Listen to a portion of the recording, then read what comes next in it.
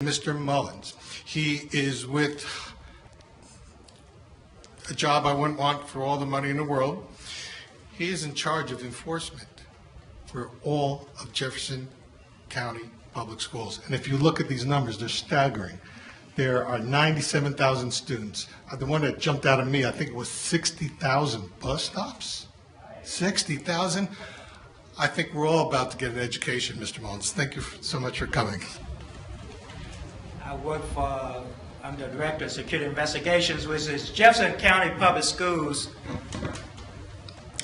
I guess you would say police department. I'm the chief there, for lack of a better term, and we investigate and deal with the crime and violence in our schools and on our buses and our bus stops.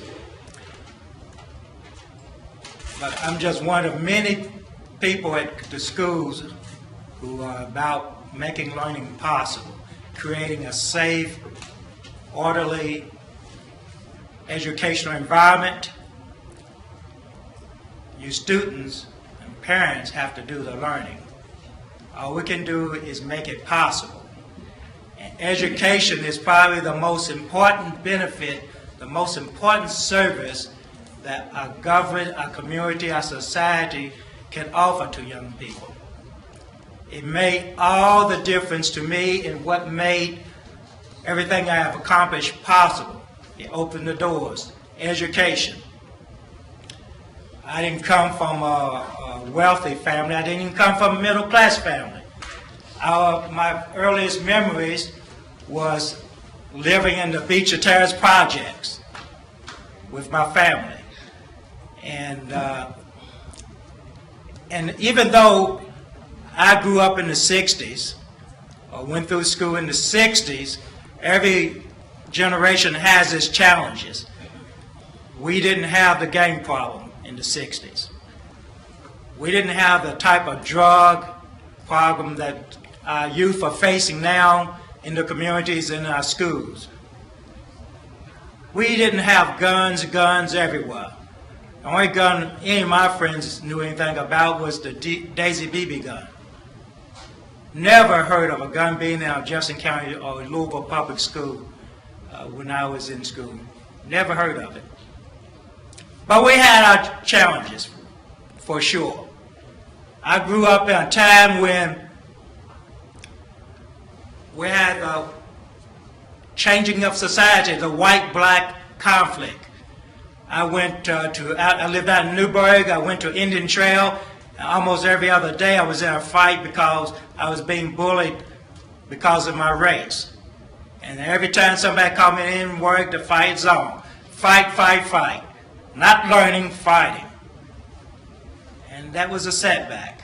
I was on the road to Loserville because I was always fighting. Every little insult about race set me off. I hated the police. I hated police. And one night at 36 and Broadway, my cousin, my friends and I was standing down on the corner at night. We shouldn't have been on the corner at night anyway. We should have been home doing our homework, but we're standing out in the corner. The police ride by and said, "Why don't y'all go home and get off this corner?" So that's an insult. We yelled, "Why don't you pigs go home?" And we threw a rock at the police car. Car stops, the doors open, and here we go running and laughing. Oh boy. We had set the police off. Well, this was before Tennessee versus Gardner Supreme Court decision, and back then the police could shoot at a fleeing felon. So the next thing we heard was gunshots. Oh, feet don't fail me now. So now we're really running. No more laughing. It's gotten really serious now. Fences, I must have run the fastest mile I've ever run in my life. And so we get back to my cousin's house, and we're laughing and joking about how we outran those dumb cops. And later, I got to thinking, because I was young and dumb, and I was on the road to Loserville, but I got to thinking, where's my life going? You know, I could have been shot. I could have been arrested. But what was important, what changed, was I constantly had my parents pushing me to get an education. Constantly pushing. I had a role model, my uncle, who was a United States Marine, and I had a dream of wanting to be a Marine and a jet fighter pilot. So with his mentoring and my family's pushing, and then there were some teachers in my life, and I hope that Jefferson County School has some of the teachers today that I had that were constantly pushing. You know, you got to get through these years, and if you want your dream to come true, you got to set goals, you got to get an education. Hanging out with the guys at 36 and Broadway is not leading you on the road to your dreams. And I hope the young people here have dreams. I hope you have a dream of where you want to be 5 years from now, where you want to be 10 years from now. And I hope you have a dream of what you want to look like and what you want to be 20 years from now. And understand that if all you have is a dream with no plan, then you're just a dreamer. You got to set goals for yourself. Hanging out in the street, fighting, it didn't work for me and it won't work for you. It's all about, the future is about going to school, getting your education. It led to me getting a scholarship from the Army, and I never did become a Marine, but I became an Army officer and rose up through the ranks. I never flew fighter jets, but I did get my pilot's license and fly for search and rescue aircraft for the Civil Air Patrol. I rose up through the ranks for the Louisville Police Department, and those police officers I used to hate so much, I ended up being the chief, the commander. I was chief of detectives, associate chief of police. So what you think, young people, life is about today, believe me, it will be totally different 20 years from now. Totally different. The kids that were my friends then, and this is what we got to tell young people, and I hope the young people here understand this. Not a single person, including that cousin, those friends was hanging out on the corner with, I'm no longer associated with them. I have new friends. In fact, I'm not even sure what any of them are. I'm not even sure what my cousin is, to be honest with you. Because life changed, I moved on, and they moved on. So don't make mistakes and make decisions that you have to live with for 20 years based on what your friends and the people you're trying to impress are telling you. Now,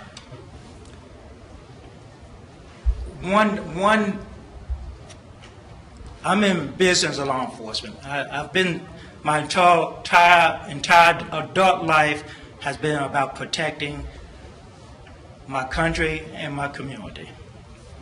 23 years in the Army, 101st in the National Guard and the Louisville Police Department.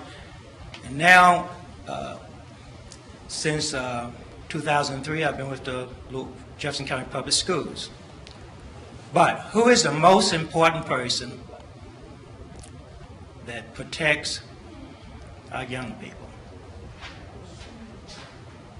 Who is the most important person? Is it the chief of police? Is it the principal? Is it Stan Mullen? Who is the most important person that will help our young people come home every day and live to be an old man like me?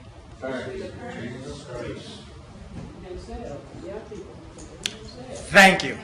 The person they see in the mirror. And that's what we got to teach young people. When you get up in the morning, the person you see in the mirror is the one that's going to keep you out of trouble, keep you out of harm's way. Your parents are not going to be there the rest of your life. They're not even going to follow you to school. You got to keep yourself safe. You got to make the right decisions. And that's what we got to preach to young people, and that's what the young people here, I hope you understand, is for the moment you walk out that door, it's up to you to keep yourself safe so you come home. The rest of us are just there to support you. When you walk out the door, you got to be aware of the danger that unfortunately is in our community. There are men out there sitting in cars who are all about victimizing young people. Every year we have reports of some man trying to drag a young person into a car, trying to get a young person to come in the car. It's up to the young person to make that decision not to get in the car or not to approach the car.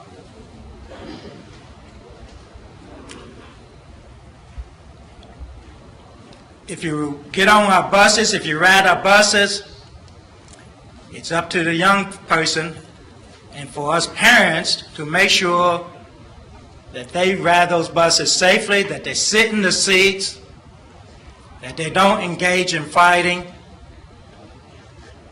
Just because somebody calls you a name or you have some type of disagreement with them doesn't mean that the best course of action is to fight. And if somebody challenges you to a fight, you don't fall victim to that. You don't fall victim and get involved in a fight.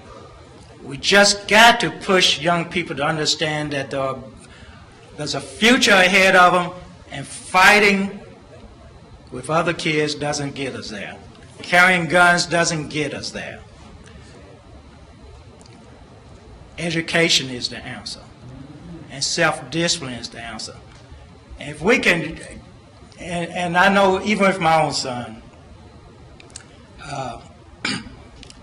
I pushed him to get education, but a lot of times he said, "Oh, what do you know about it? You don't know anything about my world." But I didn't bow off on that. I pushed him, demanded that he get his education and graduate from high school. And I didn't accept any excuses for fighting whatsoever. Because young people, when they get off that bus and walk into the school, they're there for education. When there's a fight, you shouldn't be running to it. Because if you're showing up at the fight to watch, you might end up being the accidental victim of a shooting. And that's true on the street too. It's your decision. So once again, it's up to the person who's making that decision to know if I should stand here and put myself at risk, or should I move on and report it.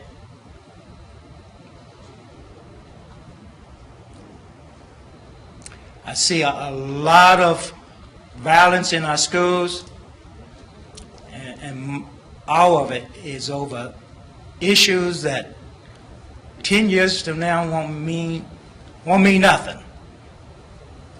Won't mean anything next year, to be honest with you. The kids move on, you go to a different school, you go to a different grade. Why are we fighting? Why are we fighting? Gangs. Just about every middle and high school in Jefferson County has gangs. Staff does a good job of suppressing gang activity, but we've got gang members almost every middle and high school. And that includes some of the top schools. You name some of the top schools, they've got gangs. They don't operate in the schools. We don't allow them to wear the colors, but we have gangs. So why is it that young people turn to gangs?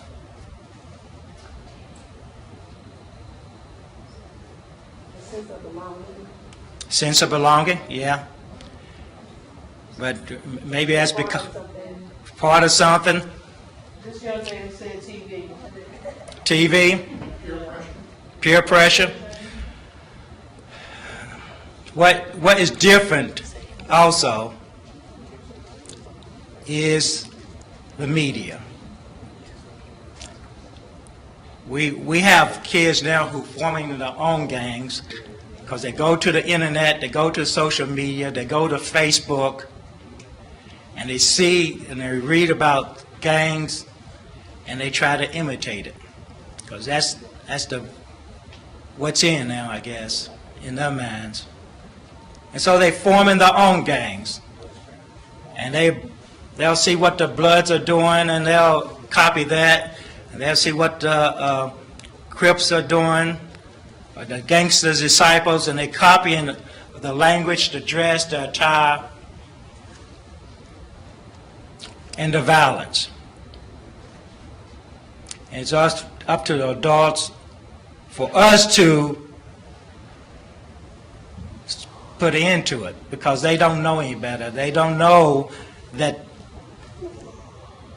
belonging to a gang doesn't lead you to someday taking care of your family. It doesn't lead you to getting a college education or being a successful businessman or being a doctor or an army officer or a police chief. If anything, it holds us back. And we have to preach it, constantly preach it to our young people. Constantly talk to them. You may not think they're listening, but I wasn't listening to everything my parents were saying, but some of it got through so that it made a difference. It made a difference. I got the education and changed my life. Okay. You know, I have two burning questions for you. I'm so sorry to keep you this long. I mean, but I am just in awe of the responsibility you have. I mean, because they're all youth. They're all underage, just about. What is a typical day for you? I was at a school this week in Jefferson County. 3 people were tased, including 1 woman. What is your typical day for you coming in, and what are the type of problems, if you don't mind me asking? Well, the tasing incident actually rarely happens, considering we have 22 police officers in schools. They very rarely resort to tasing our students. They're very restrained. But a typical day is I come in and see, it's not just about responding to crime and violence, also is trying to prevent it.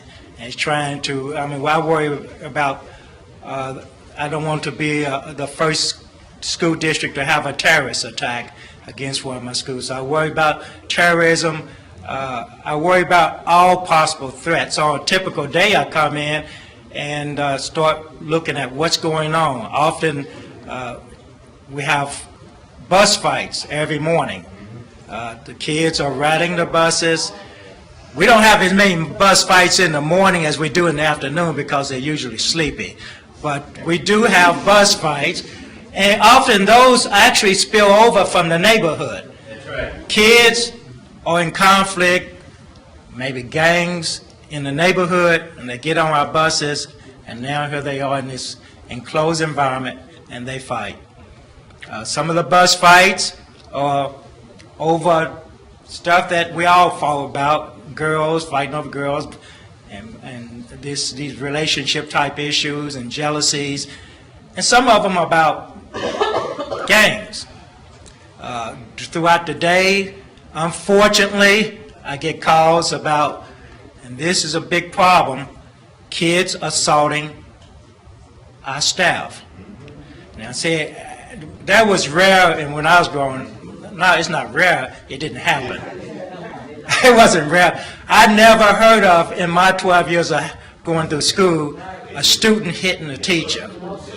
But now, we have had teachers seriously hurt by students. And the students don't think of the consequences. And for sure, my people, if we get a report that a student has assaulted a teacher, that student's going to be arrested. So now that learning is going to be interfered with because I'm going to take them out in handcuffs. You mentioned Butro. Yes, sir. I work close with the Metro, and Metro schools, you may not realize it, Butro and Breckenridge are actually success stories for Jefferson County schools because we don't expel any students. We haven't expelled a student in over 20 years. You expel a student, he's on the street committing more violence, more crime, and he's not learning.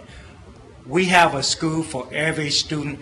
Even students who have committed robbery and rape, we have a school for them. So we can continue the education while they're waiting to go to court and have it adjudicated or sent away to camp. They still go to our schools.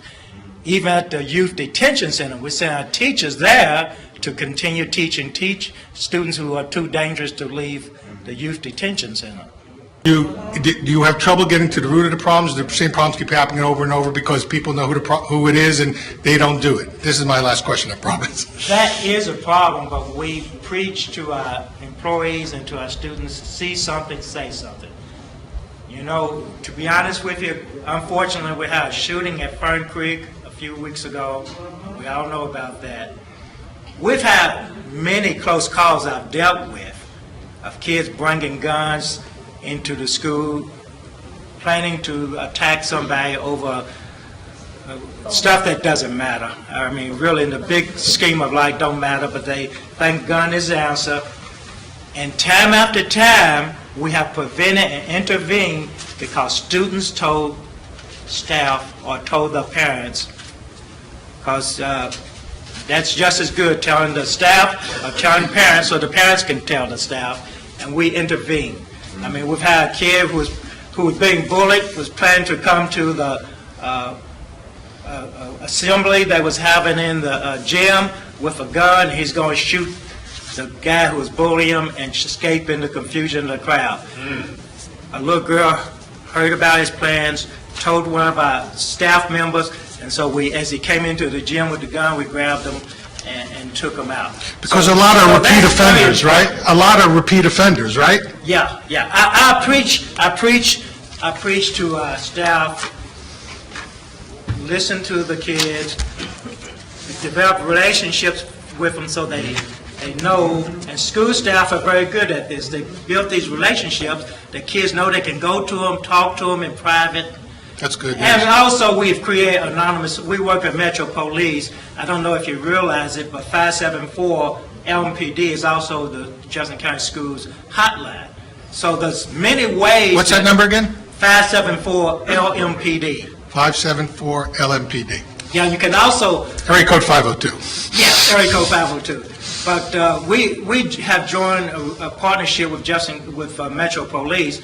That if a parent or a student calls that number and says, Johnny's going to bring a gun to school tomorrow, they will immediately contact us and we'll contact the principal and be waiting. So that does happen. People do call? All the time. I mean, that's so many times we have prevented problems in schools because students got a favorite teacher or even a custodian they trust and they tell. So snitches don't get stitches. That's right. They save lives.